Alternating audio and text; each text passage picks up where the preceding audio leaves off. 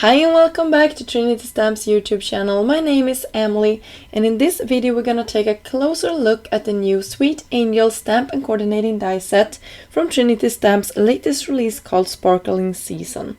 So this sweet 3x4 stamp set contains one large image of this cute angel as well as two small stars.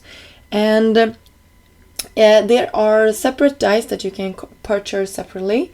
Which makes it super easy to cut your images out.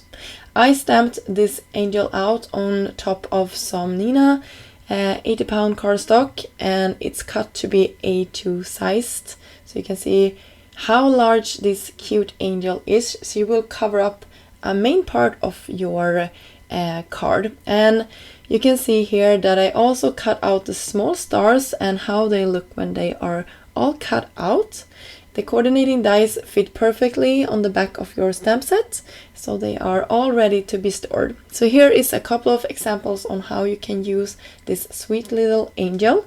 I created 2 cards, and then I will also share a couple of projects from the design team.